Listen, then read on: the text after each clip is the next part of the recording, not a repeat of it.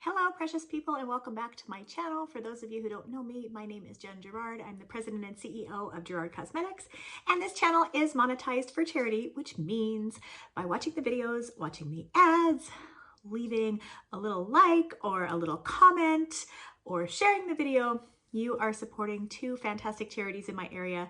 The first is the Domestic Violence Program at the Town and Family Center, and the other is Rescues on the Runway, which is an incredible dog rescue. So if this is your first time here, please don't forget to give the video a like and click the subscribe button down below, and ring the bell so that you'll know anytime Yogi and I upload a new video. So of course he's here. Say hi, everyone. Say hi. Yes, he says, oh, she's talking to that thing again. I'm not going to get any attention. So my left hand will be busy for a moment as I give him some love, I am enjoying Vlogmas. I wonder if you guys are enjoying Vlogmas. I'm excited to make this video for you. So this is kind of my best and my worst of products that I tried in 2019. They're not necessarily products that came out in 2019. Some of them might have come out before, but this is when I got my hands on them. And I just want to say that when we get to the fails part, the things that weren't my favorite, it's not meant to be disrespectful to any brand. I know that every brand does their best to put the products out. These are just things that did not work for me on my old lady skin. Let's be real. So I'm going to start with the biggest and bulkiest because it's taking up a lot of space on my desk. This would be the Annette 69X Beauty Creations set. I have to say, I did not open this for quite a while after I got it. I had it for a few months before I opened it. You guys have seen it sitting behind me. I am in love with the gloss in Queen.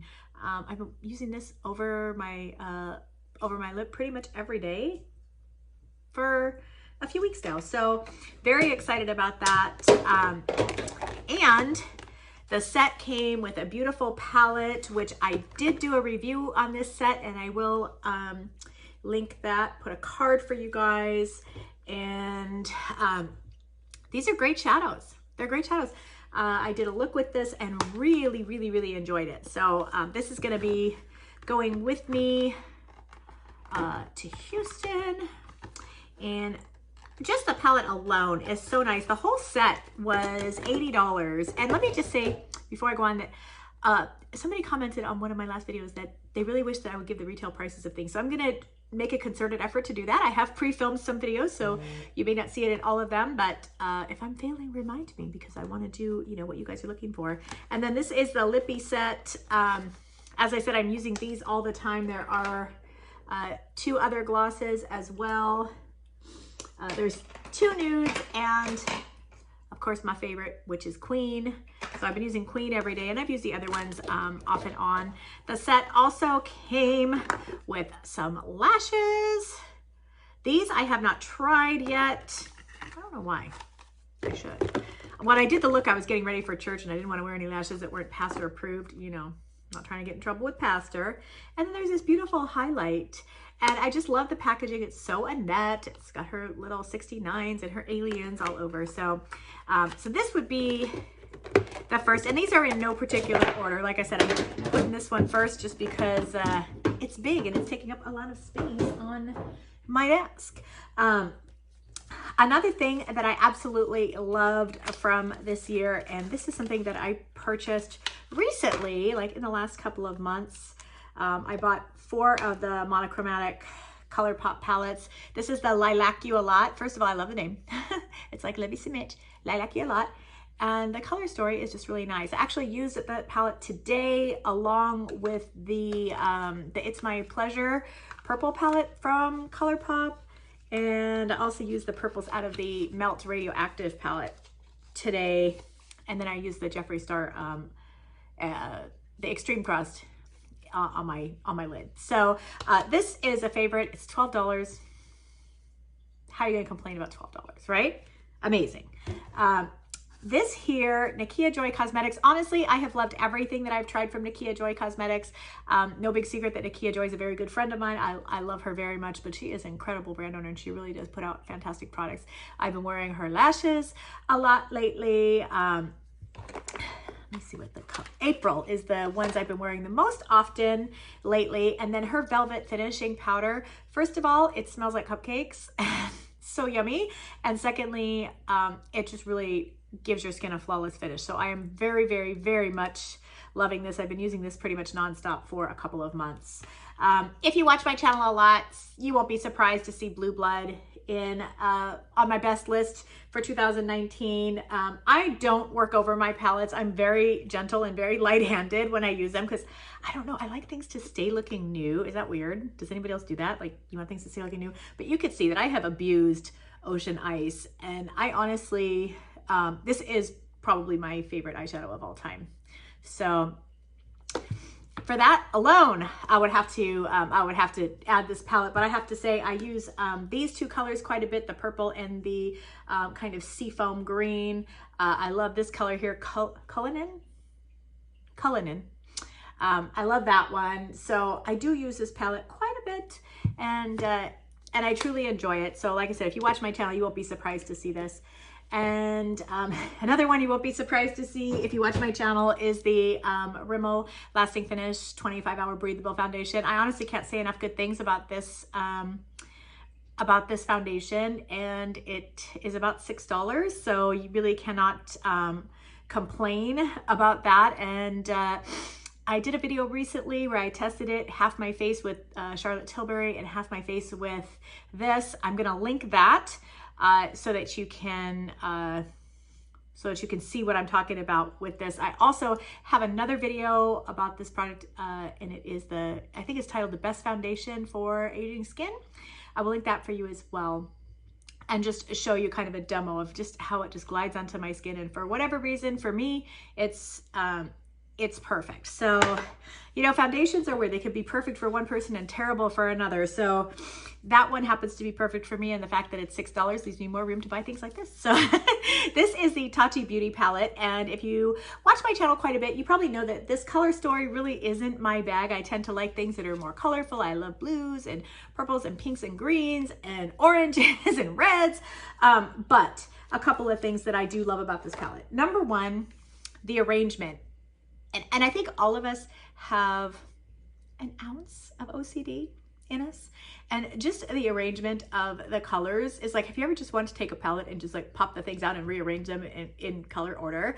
I love that. So that alone, the quality of the shadows, especially the mattes, is very, very, very, very good. The packaging is so stunning. And you know, another reason that I chose this palette, actually two more reasons. One is that I believe it's a palette that actually grows with you as you get more skill. A super beginner can use this palette and do great with it. And somebody who's a complete expert makeup artist can use this palette and do great with it. And I think it really grows with you as you learn. You can use the palette more in different ways.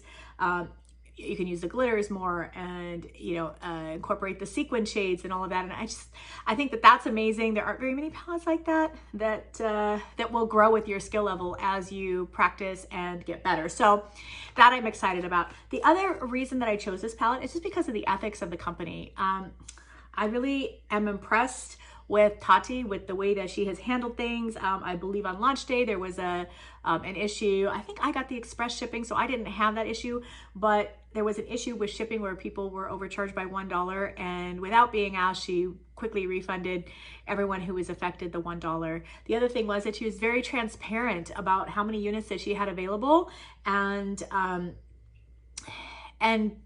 just with everything about the process.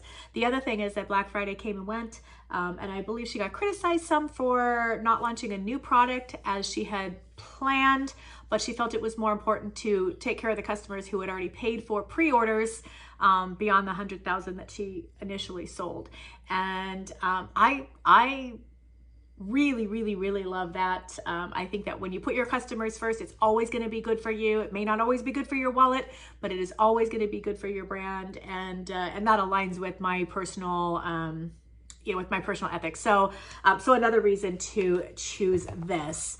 So we will start talking fails, although these next two are a little bit of both.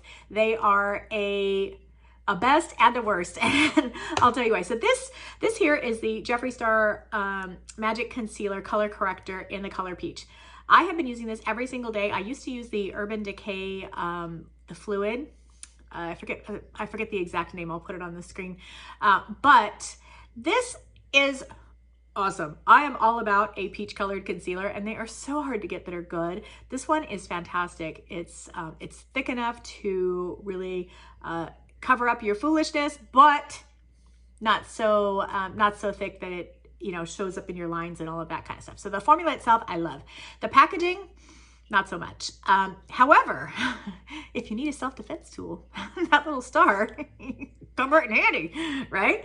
I don't love the packaging. It's a little bit bulky, and for somebody who has as much makeup as I do, it's a little bit difficult to store. Not to mention the one that's in my travel bag, the star has broken off the top, and I've seen that on a lot of people's thing. And you know, as brand owners, we always want to take stuff to the next level and do super cool packaging and super cool things. And the people who work for the packaging companies that actually carry this stuff out are supposed to like bring us back to earth and tell us, no, don't do that. And whoever was working with JSC on this should have probably said, not a good idea. And I don't hate it. It's just not the greatest. And then the other is this Smith & Colt Glow Bright Radiance Boosting Primer. I bought this from Ulta, and it's very good primer. The problem is trying to get it out of the package is an impossibility. It's, I mean, I don't understand. Girl, you want to make it easy for us to get the stuff out of the package so that we can use it all and buy more. I just gave up on using it, but it has this little push button thing at the end, and you could see, I just had my nails done, so they're short because I had them shortened. But for people who have nails, that's really hard. And you can like push on it, not that much comes out. I mean, one little drop like that is not gonna cover your entire face. So you have to push on it with your fingernail multiple times, and it just gets old. So love the product inside, hate the packaging on this one. And I'm definitely not picking on this brand, but I felt like I needed to show this to you guys. So I saw these also on Ulta's website. Glitter Shot All Over Glitter Crush is what it's called. They're also from Smith & Colt. And when I saw them on Ulta, do you see how big the flakes of glitter are? This is one that hasn't been used. And this is one that's been used. I believe I used this twice, but you could see there's no big chunks of glitter. So the big chunks of glitter on this are just for show, and they were pricey. I believe they were $24. I'll make sure to check that, and if it's wrong, I'll put the right price on the screen, but I believe they were $24 each. And for $24 each, that's a shame, because if you had these big beautiful chunks of glitter throughout the product, I think the product would be amazing. But it's kind of a disappointment when you barely even scratch the surface of the product and there's no glitter left. So yeah, that's not fun. And I don't want anybody else to, I felt like I got scammed, you know, I don't want anybody else to spend their hard-earned coin on something like this and then be disappointed when they get through the first layer of glitter. So, so I definitely wanted to include these. The next two items are things that I sent back. So, so I'll definitely put pictures here. The first is the Charlotte Tilbury Foundation. Again, I did a video with the Rimmel and compared it to the Charlotte Tilbury. The primary reason that I sent that foundation back was not because of the performance. I did not think the performance was that bad. It wasn't as good as my Rimmel, but it wasn't that bad. However, when it comes to shade range, I was really disappointed that a giant company the size of Charlotte Tilbury that charges the extra premium prices that Charlotte Tilbury charges could have a foundation, and it's the shade that they sold me based on what I told them about my complexion was called Warm. And if you watched that video, you saw I looked like Casper the Friendly Ghost. And so if that's your shade range where you that's what you're giving to people for Warm, I would hate to see the rest of the shade range for people who have deeper skin tones. And quite honestly, people who have deeper skin tones have enough of a hard time finding great products. The worst thing you want to do is buy a super high-end foundation like that, pay a lot of money for it, and then get it and find out that that the name of the color doesn't match your skin tone. Like I said, I'm very medium, and the Warm was not cutting it, girl. It was not good.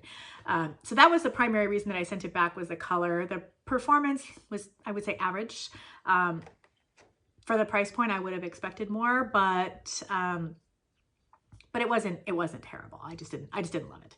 And then since the color was so obviously not a match, and I'm as light as I get, when I am, you know, if it was a little bit too dark, I might have kept it because I could use it in the summertime, but I'm not gonna get any wider than this. So we're stuck with this. We're stuck with this one. So the other thing that I sent back was the new Hourglass foundation that came out, I want to say in February. And I was very excited for this foundation. It was very, very hyped. And I was so excited to get it. Matter of fact, I believe I got it on launch day from Hourglass's website, and it came. I used it once, thought, wow, this is okay. I used it a second time and realized that I looked like the Crypt Keeper. It had completely gotten into my lines and just made me look 10 years older than I am. And I was not impressed in the slightest. And it was quite pricey. I don't remember the exact price. I will put it on the screen. I believe it was in the $60 range. And then shipping and tax and all of that, it came out to about, I think, $80 altogether. And so I sent it back. And that wasn't a problem. I sent it back. They sent me my refund. And then a few weeks later, I got a letter in the mail that said that my information had been compromised on their website. So I was like, girl, you sent me a foundation that made me look like the Crypt Keeper, first of all. Strike one. You charge an arm and a leg for your foundation, strike two. And then you gave away my credit card number or whatever else, like strike three. I may not be buying anything from Hourglass again. I don't know. Definitely not from their website. I just would have expected more for a brand of their caliber. And again, it's nothing against Hourglass. Personally, I have loved a few of their products in the past. I just didn't love this one. And of course, I didn't love having my information compromised. Okay, and the last product on my list is the Natasha Denona Sunrise palette. I generally have been very pleased with my Natasha Denona palettes. I usually like the color stories. I love my gold palette from Natasha Denona. I do use that quite a bit. I love my Sunset palette from Natasha Denona. This is definitely one of my favorites. And like I said, I don't abuse palettes, but you can see this one is well loved and very, very used. I think it's wonderful for doing like a sunset type look. So I thought, okay, I am going to love the Sunrise palette because when I saw it, it had more pinks and purples and things like that. And honestly, first of all, I didn't love the performance. Secondly, do the pans really need to be that much smaller when you're still charging $65? I mean, I get that this one's $129, but do you really need to give us so much less product for in order to get the lower price point? I mean, why not just as a thing of customer appreciation offer the same amount of product on one palette, or rotate a deal across the palettes, you know, over the months, make 1 month, you know, one where people can get that at a reduced price, because not everybody can afford $129 for a palette. And I don't know, to me, that marketing didn't work on me. Well, maybe it did because I bought it, but I would have bought this palette if it was the regular $129 price with the full size pants. I have to say though, I don't love it. The performance of these is not as good as my Sunset palette, and I have had that problem with Natasha Denona in the past, where some of the palettes are really, really great and some of them are like, where did this come from? So, and it may just be the way that they perform on me, because I see other people really love them. And I know a lot of people really love this palette. I just don't. And the color story is not exciting for me. I think the way it was photographed, I thought it would be a little brighter than it is. And yeah, just not my favorite. I still love the brand, and I, you know, own pretty much all of their palettes. I think the only one maybe I don't have is the Biba. I even have the, you know, all the 5-pan palettes that she came out with in the beginning, and the 2 first big palettes, and I really do like those. So like I said, it's just been one of those things where over the years, every so often one of those palettes is just a big miss for me, and this was definitely one of those. So those are my best and worst products that I have tried this year. Of course, the list goes on and on and on. For things that I love, you're going to see those on my channel all the time.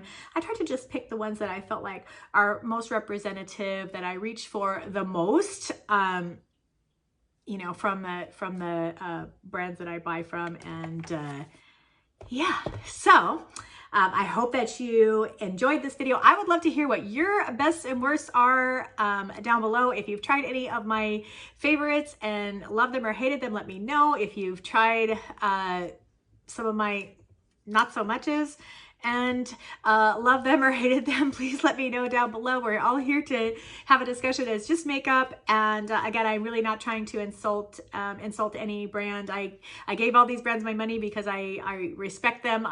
You guys know me. I'm very careful not to give my money to brands that I'm not aligned with for one reason or another, that just don't feel right to me. People that I feel are, you know, doing things that are detrimental to the beauty community, or utilizing tactics that I feel are detrimental to customers, things like that. I just don't spend money on those brands. So I do love all of these brands. I have to say, Smith & Colt, I really don't have a lot of experience with, but I really do like that primer. I wish they would put it in a better tube. I would use it all the time if they would. So love to hear your opinions down below, and I thank you so much for watching. Don't forget to give the video a like and click the subscribe button down below and ring the bell so that you'll know anytime that I upload a new video. I'm working my way through Vlogmas, so I don't know if we're going to get to 31, but if we don't, I will die trying. So wherever you are, I hope you are having an amazing day, and I'll be talking to you very, very soon. Bye.